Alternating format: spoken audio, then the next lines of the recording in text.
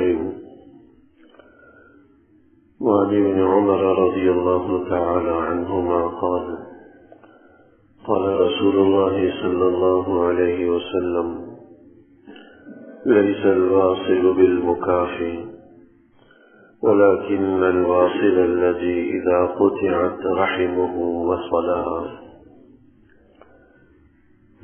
حضرت عبداللہ بن عمر رضی اللہ تعالی عنہما حضرت عمر رضی اللہ تعالی عنہ کے صاحبزادے ہیں، خود بھی جلیل القدر صحابی ہیں، بیٹے بھی جلیل القدر صحابی ہیں۔ حضور علیہ الصلوۃ والسلام کے ارشاد گرامی نقل فرماتے ہیں: لیس الواصل بالمکافی، کہ رشتوں کو جوڑنے والا اور یہ بدلہ لینے والا یہ دونوں برابر نہیں ہے۔ رشتوں کو جوڑنے والا بالمکافی بدلہ لینے والے کی طرح نہیں ہے۔ ولیکن الواصل الذی اذا قطعت رحمہ، رشتوں کو جوڑنے والا تو وہ ہوتا ہے کہ جب رشتے توڑے جا رہے ہوں تو پھر جوڑتا ہے، انہیں جوڑنے کی کوشش کرتا ہے۔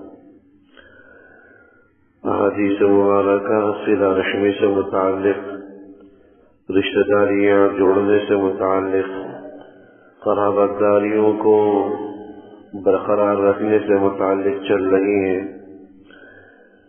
پچھلی احادیث مبارکہ کے اندر صلہ رحمی کی اہمیت کا پتہ چلا کہ صلہ رحمی اتنی اہمیت کا حامل ہے کہ جب اللہ جل شانہ نے تمام مخلوقات کو پیدا کیا تو صلہ رحمی نے اللہ کی بارگاہ میں یہ درخواست کی تھی کہ جو مجھے جوڑے گا اے اللہ آپ اپنے ساتھ اسے جوڑ دیجئے، اور جو مجھے توڑے گا آپ اسے اپنے سے توڑ دیجئے۔ اس سے قرابت داری کی اہمیت کو بتلانا مقصد تھا کہ رشتہ داری نبھانا، قرابت داری نبھانا کتنا اہمیت کا حامل امر ہے۔ آج کی حدیث مبارکہ کے اندر یہ بات واضح کی گئی کہ رشتہ داری نبھانے یا قرابت داری نبھانے کا مطلب بدلہ چکانا نہیں ہے، بدلہ پورا کرنا نہیں ہے کہ کسی نے اگر اچھا کیا تو ہم بھی بدلے میں اچھا کریں گے، اگر کسی نے برا کیا تو ہم بھی بدلے میں برا کریں گے، ہم وہ ان کے ساتھ اچھا نہیں کریں گے۔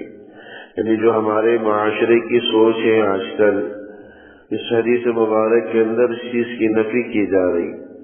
ہماری اور آپ کی سوچ یہ ہوتی ہے کہ اگر کسی نے اچھا کیا تو پھر تو وہ بھی اچھائی کا حقدار ہے، اچھائی کا مستحق ہے، لیکن اگر کوئی اچھا نہ کرے تو ہم کہتے ہیں کہ اس کے ساتھ بھی اچھا نہیں کیا جائے گا۔ جیسے کوئی تیسا کا اصول ہم اور آپ نے اپنا رکھا ہے کہ اگر کوئی اچھائی کرے گا، رشتوں کو جوڑے گا، تعلقات رکھے گا تو ہم بھی اس کے ساتھ تعلق رکھیں گے، اور جو توڑے گا، تعلقات کو منقطع کرے گا تو ہمیں بھی اس کی کوئی پرواہ نہیں، ہم بھی اس کے ساتھ جو ہے نا ایسے ہی رویہ رکھیں گے، رشتہ توڑیں گے، تعلق منقطع کریں گے۔ اگر وہ ہماری خوشی کے دن میں آیا تو ہم بھی جائیں گے، نہیں آیا تو ہم بھی نہیں جائیں گے۔ یہ سوچ، یہ بدلے والی سوچ، یہ ادلا بدلے والی سوچ۔ حدیث مبارک میں فرمایا کہ یہ رشتہ داری نبھانا نہیں ہے، یہ تو بدلہ چکانا ہے۔ رشتہ داری نبھانا کس چیز کا نام ہے؟ وَلَكِنَّ الْوَاصِلَ الَّذِي إِذَا قُطِعَتْ رَحِمُهُ وَصَلَهَا، رشتہ نبھانے والا تو شخص وہ ہوتا ہے کہ جب اسے توڑا جاتا ہے تو پھر وہ اسے جوڑتا ہے۔ یہ مطلب یہ ہے کہ صلہ رحمی اس کو کہتے ہیں کہ اگر کوئی برا کرے، برا سلوک کرے، برا رویہ رکھے، توڑنے کی کوشش کرے، اس کے ساتھ اچھا سلوک کرنا، اس کے ساتھ اچھا رویہ رکھنا، اس کے ساتھ صلہ رحمی کرنا اور اس کے ساتھ رشتے کو جوڑے رکھنا، یہ ہے اصل صلہ رحمی، قرابت داری کو نبھانا، رشتہ داری کو نبھانا۔ ہمارے یہاں جو چیز چل رہی ہے وہ بدلے والی چل رہی ہے، جس کو لوگ صلہ رحمی کا نام دیتے ہیں، تو فرمایا یہ تو ادلا بدلا ہے۔ دیکھیں اب جگہ جگہ معاشروں کے اندر یہی سوچ ہے، وہ ہماری شادی میں آیا تو ہم بھی جائیں گے، ہم اس لیے نہیں جا رہے کہ وہ ہماری شادی میں نہیں آیا. شادی بیاہ میں تحائف کا تبادلہ بھی اسی بنیاد پر ہوتا کہ اس نے ہماری شادی میں جو ہے نا یہ ہدیہ دیا تھا، لہذا ہم بھی دیں گے. اگر اس نے نہیں دیا تو ہم بھی نہیں دیں گے. اس نے جتنا دیا، بلکہ بعض علاقوں میں تو لکھنے کا دستور ہے کہ کس نے کتنے پیسے دیے، شادی کے اندر باقاعدہ اس کو نوٹ کیا جاتا ہے، لکھا جاتا ہے، اور پھر جواباً ان کی شادی میں اتنے ہی پیسے دیے جاتے ہیں. یہ ادلے بدلے والا طرز عمل ہے. علماء فرماتے ہیں تو یہ تو در حقیقت ہدیہ ہے ہی نہیں، یہ تو قرض ہے. اگر ادائیگی نہیں ہوگی تو یہ ذمہ میں گلے میں رہے گا، ذمہ میں رہے گا، اور کل قیامت والے دن قرض کی طرح اس کا شمار ہوگا اور اس کی برباد پرس ہوگی. تو ادلے بدلے کی فضا ہے، ادلے بدلے کا رواج ہے. اس کو حسن سلوک نہیں کہا جاتا، اس کو رشتہ نبھانا یا اس کو تعلقات برقرار رکھنا نہیں کہا جاتا. ہاں، رشتہ نبھانے والا شخص وہ ہے، تعلقات بحال رکھنے والا شخص وہ ہے، صلہ رحمی کرنے والا شخص وہ ہے کہ دوسروں کے برے رویے پر انسان صبر و تحمل کا مظاہرہ کرے اور جواب میں برا رکھنے کے بجائے، برا کرنے کے بجائے اچھا سلوک کرے.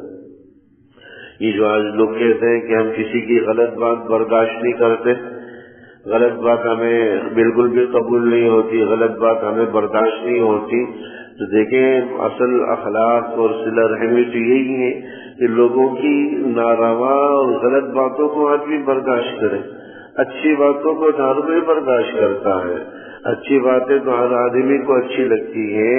برداشت کرنے والی اگر کوئی چیز ہے تو دوسروں کی غلط بات کو برداشت کرنا ہے، دوسروں کے ناروا سلوک کو برداشت کرنا ہے، اس کے برے رویے کو خندہ پیشانی کے ساتھ اس پر صبر و تحمل کا مظاہرہ کرنا ہے، اور جواب میں ان کے ساتھ اچھا سلوک کرنا ہے، نہ کہ برا سلوک.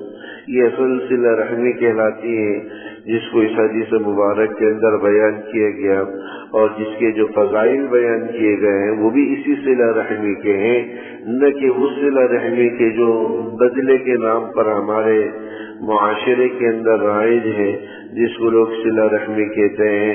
وہ تو بدلہ چکانا ہے، صلہ رحمی کرنا نہیں. حضور علیہ الصلوۃ والسلام کی خاص اوصاف میں سے ایک یہ بھی تھا رشتوں کو نبھانے والا.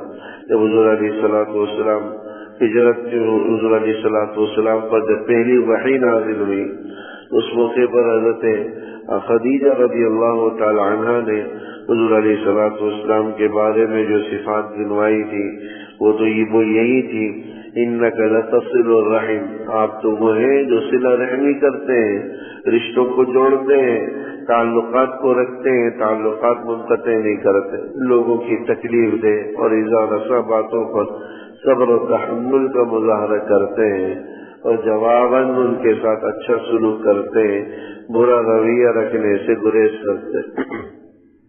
قطع تعلقی کرنے والے کے حوالے سے ایک اور حدیث کے اندر فرمایا لا يدخل الجنت قاطع، کہ قطع تعلقی کرنے والا یہ جنت میں داخل نہیں ہوگا.